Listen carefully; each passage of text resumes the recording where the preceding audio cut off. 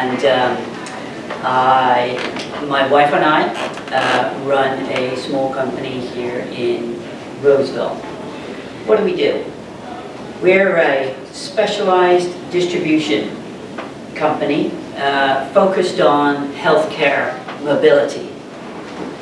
Now, what we really do is we look for new technology that will bring better healthcare to more people at a lower cost. And all that within an existing market that we consider sewn up. So what we really are is we're a market disruptor, as we like to think of ourselves. Because what we do, we bring to market new products that make healthcare technology affordable. Thank you, clicker.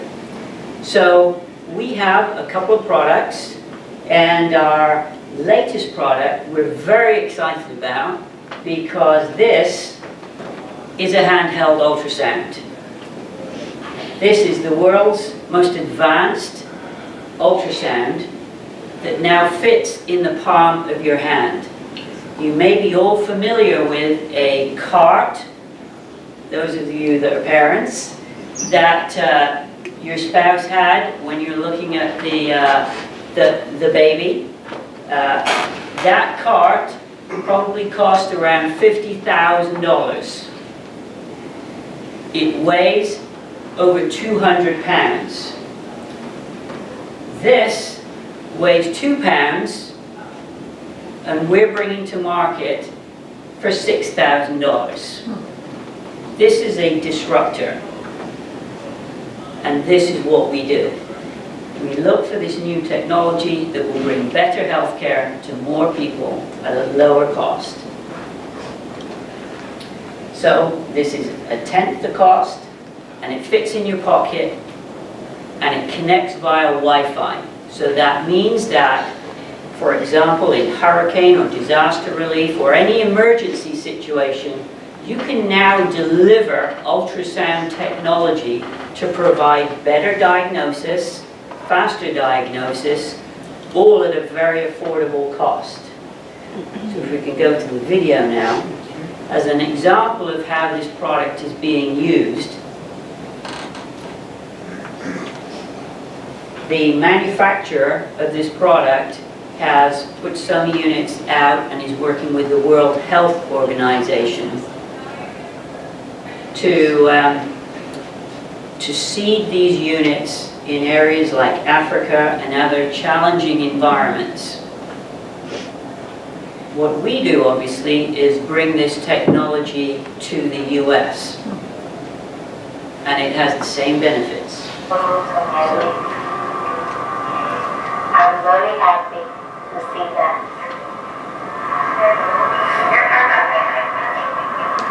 Very happy, very happy. When I saw him playing like that, I'm very happy.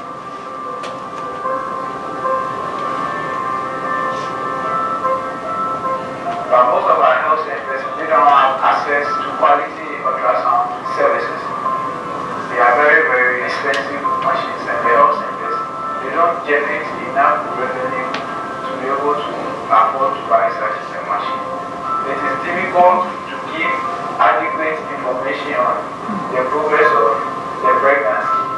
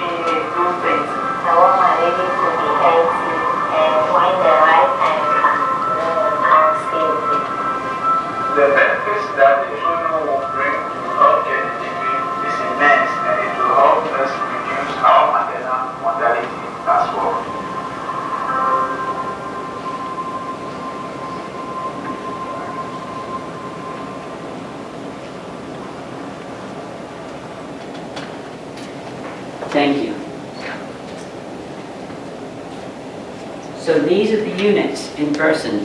In the US today, there are 5 units. These are 2. So, it's the beginning of an opportunity. It's early days. So, what is the opportunity in real terms? What we want to do is take 1% of the 1.5 billion US annual ultrasound spend, which is currently sewn up by a bunch of major corporations. For our customers, it's a no-brainer. Every one of the customers that we've shown, they've bought the product straight away. We have a 100% sell rate of our 5 units. So,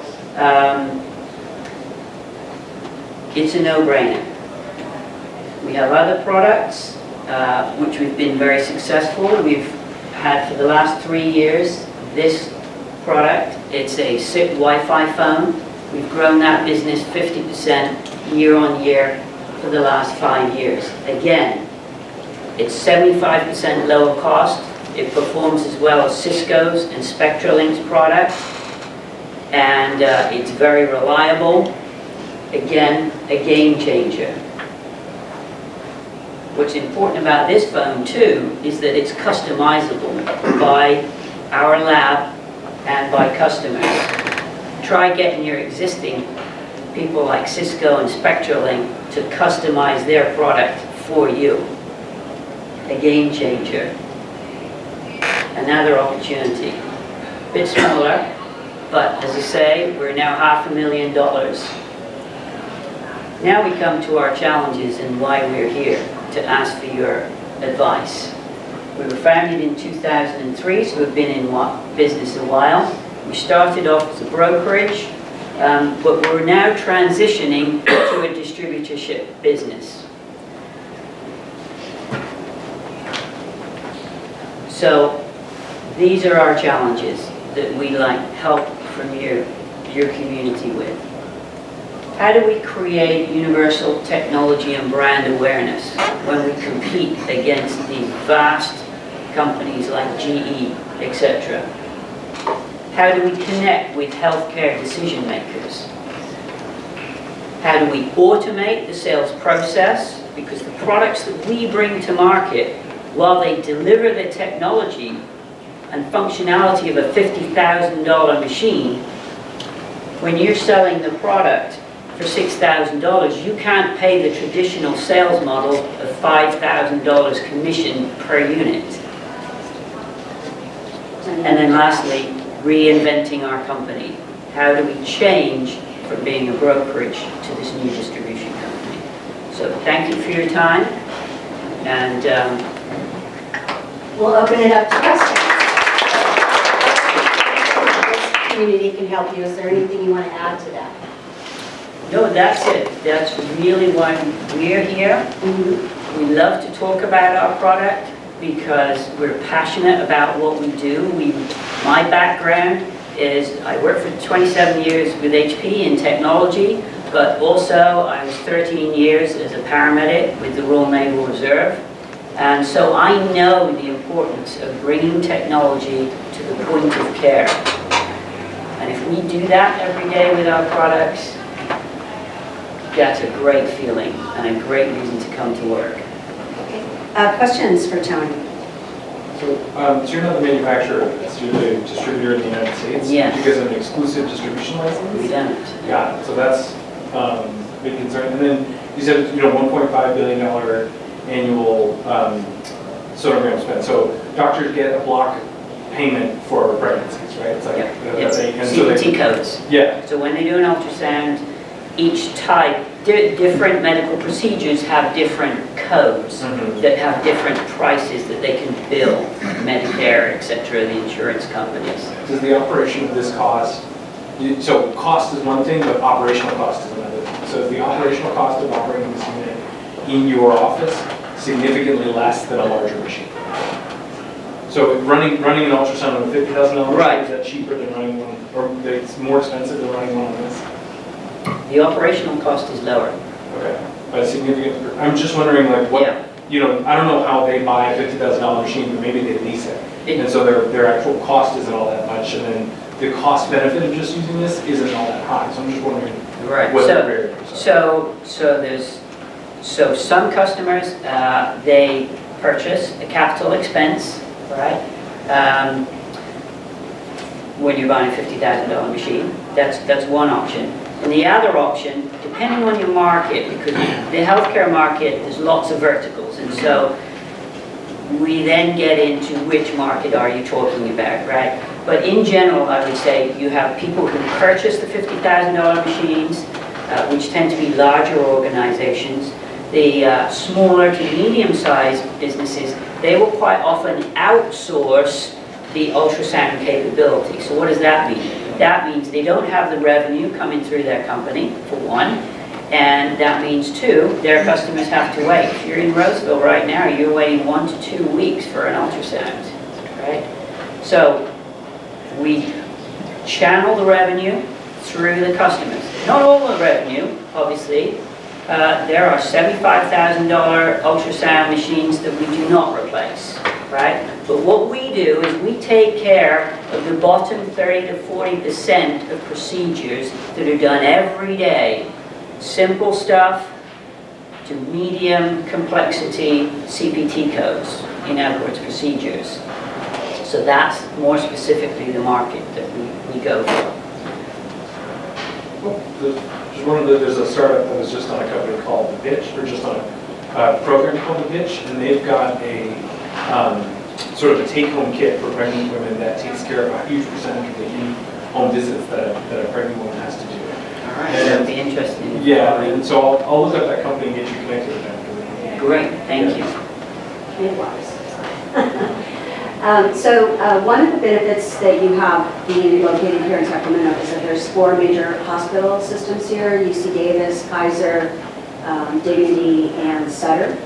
And there's a program called MedStart that I think we let you know about on email that I would recommend that you get connected with them, and they have people on their advisory committee from all those hospitals. So I think it's a good opportunity in a small space for you to reach a number of different healthcare providers. And what we would really appreciate is some of the handshake, person-to-person handoff as we go to meet these organizations. Because typically what we found is people are very busy, it's yet another startup company, I'm too busy, etc. So any help, the personal introductions that we can get would be greatly appreciated. I just want to express that idea that you said about the pitch. Like, if you're saying you guys wait like a month or so between sonographs, like it's still when like the Kardashians are just got pregnant, like they want to get scanned every week. They can, you know, take one of these home for 9 months and just do that every week. I'm sure it's not that hard to The do. Kardashians could buy one. Right, yeah, but they could also lease one for their pregnancy for. They could, very yeah. cheap. So we're just holding people back from buying one themselves or doing that instead. Thank you. Yeah. Yeah. Hey, so Tony, I think, so a big presentation, a lot of challenges, right? And I think you said how you start off with targeting the right market segment in the healthcare, I think is going to be critical, right? The video that you showed worldwide, it went to, you know, underprivileged areas of the world. You may want to consider doing that in the U.S. The other thing is I would really push on is exclusivity for distribution. Why didn't, you know, and I'm sure there's a bunch of reasons why, but there's probably a lot of good reasons to try and lock that exclusivity as well. And I've got lots of ideas in terms of representing company, your company. Great, thank you. It starts simply as your social media, right? Letting your friends and family know you're moving off, and then you build with it. Right, and so, you know, we have we established in 2003, you know, we have a lot of, I said, brand equity, if you like, in the brokerage market for Allstar networks. Do we reinvent and DBA, spin this side of the business off as Allstar Wi-Fi and then focus these kind of products in that company, or do we not? You know, we would appreciate it. Pros and cons, you might want to start at this as a separate sequel. Because you're still getting revenue from your brokerage. You don't want to. Right, well, I saw yeah, this. no, we've gone from 1.6 million down to about 75K in the brokerage. Thank you, strong dog. Yeah. So yes. I think overall, it's a tremendous opportunity. It is, and it makes us feel good coming to work every day, and, you know, having worked for HP for 27 years, it's a nice change. So I used to sell into the medical technology market, and most of the sales are done through reps. So as a distributor, are you also your own sales force, or are you using a medical sales rep network? Right, so at the moment, our challenge has been that the traditional network, the couple of people that we've approached, they're not interested. Because if they have to spend a day traveling to a customer and giving a demo, they're not interested in getting $500 for it. They want $5,000 for it, because that's what they're used to, $5,000 to $7,000 per machine commission. Being that you aren't the exclusive distributor. No, we're not. Yeah, being that you're not, do you know what the other, is anybody else currently distributing this product? And can you sort of not go, if they're big boys, can you sort of not go after their market, and is that helping focus on? Yeah, so we have a verbal agreement with the manufacturing company that we're taking care of the West Coast and the others are taking care of the East Coast. And that's it. We've had the products now for just over a month. And that's where we are. It's all very new, it's going very fast, and we're a small company, so our advantage is speed and success, right? We only have 2 products, so this is what we tell manufacturers. We're very, very dedicated to making sure your product's successful. We're not like most distributors who have 1,000 products, they add it to their list of products, their portfolio, and then the product sinks or swims on its own merit. We are aggressive at taking it out, finding new markets, getting the ball going. So we're really, like I say, the aha moment for our company was talking to a lady who started her own medical device company here in Sacramento, and she said, "You're not really a distributor, you're a startup. You're bringing new technology to the market." And so that got us to think about really change the approach that we had, and that was a real aha moment. But we've never run a startup company, and so here we are. What's the lifespan on one of those things? 5 years. 5 years. How does that Well, compare? the reality is, I mean, a transducer should last you 20 years. But from a fiscal point of view, 5 years. Is that a warranty, or are you telling them they need to buy? No, we provide a 1-year warranty. You can purchase an upgrade to a 5-year warranty. Our competition, the $50,000 machine will come with a 5-year. So, one thought, if you want to be a disruptor, this is mobile technology. Maybe you take it, you put it on an ambulance, and you go do home-based ultrasounds for $2.99. Get it in the day, cut down that 2-week time span, go direct to the consumer, and build a direct-to-consumer business. That would be disruptive if you can get that out there and do, 4 or 5 things a day and start. And that's a great idea. And something that, great idea B, and we're A. I think the challenge for us is just wifey and I, how do we get from A to B, So again, we appreciate your input. Would you open a partnership? There's a lot of companies that have built Uber 4X, and are now sitting on a platform that nobody's using.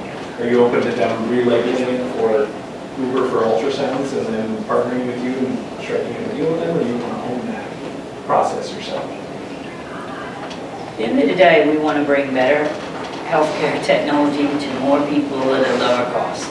And if it means partnering with people, which I'm sure it does in various forms, we're open to that.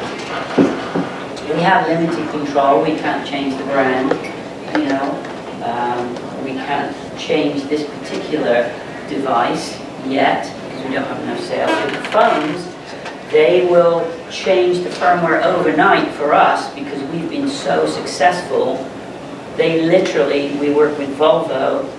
Volvo needed a change in the firmware, and they built custom firmware for Volvo overnight. But we're not there yet with these, as I say. So, units. So this is wireless, obviously, it's Wi-Fi, and I don't know anything about this space. So I noticed in the video there's a tablet.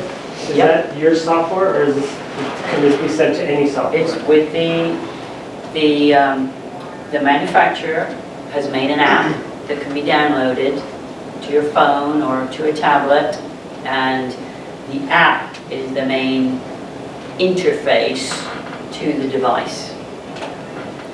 So, and that app. So is does that developed- mean then that if you're trying to sell it to clinics or hospitals, that they have to adopt new software? Yes. They would have to, well, they have to bring an application into their HIPAA environment, and it's HIPAA compliant, etc. And it does integrate with their existing PAC, or patient care systems. So the output from the device uses standard formats that are used in medical patient record systems. So I hope that answers your question a bit. But yes, you are introducing a new app into a very controlled environment, and I understand the challenges of that. So what I see your challenge being, just from my perspective, is your sales costs to get this to the people who want to buy it. So you've already said you have 100% sales rate, but you're 2 people, and so reaching all those people who want to buy it is kind of I see as your biggest challenge, that the product almost sells itself because people realize how great it is. So my thinking is that instead of you going out and finding a customer, you want to go someplace where the customers already are, which would be some kind of medical device trade show, telemedicine convention, which they have some pretty big ones. That would be a great sales strategy for you, is even if you can't afford to exhibit there, to go there and have your product in hand and talk to as many people as you can. Right. Or to bite the bullet and pay, figure out what is going to be the biggest bang for your buck. Right. And I did want to mention to you that there is a group here called Aging 2.0 that focuses on health technology that's good for the aging population, but I happen to know that they're going to have a panel discussion on telemedicine coming up soon. So I'll send you the information on that.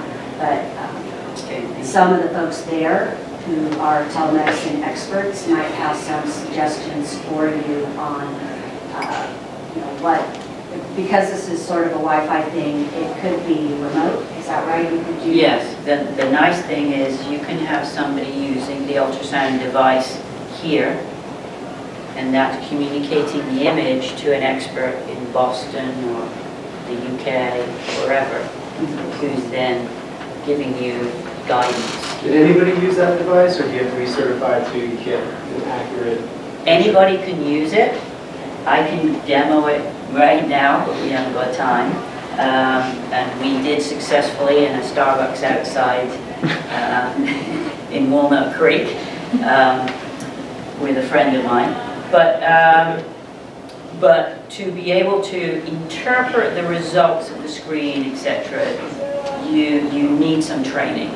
Okay, so but if I'm a pregnant woman and I don't want to leave my home, I can do that to my own belly Sure. and transmit that to my Sure, specialist? there is no legal limitation on you doing that. One It's market, non-invasive. well, one market I want to explore is in the Bay areas throughout, because they can afford it. There's people who go to these private medical clinics, and they do, I was called, it's not your typical medical state. They can certainly afford to at least or. So how we connect with that community So would be, I would start with Palo Alto Medical Clinic, who handles basically every major player in surrounding Okay. areas. They're pretty famous in that area for handling anybody who can afford whatever they want to afford. Or Who concierge. doesn't want to deal with hospitals, and in the Bay Area, there's plenty of those people. Hank Med.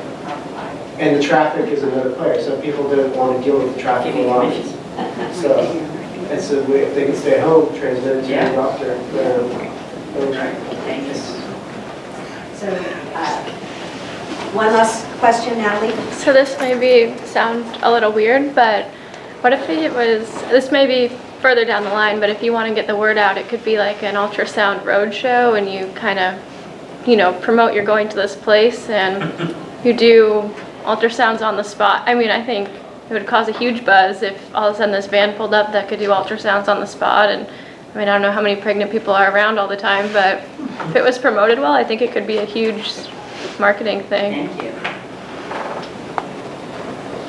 All right, thank you very much, Tony. So,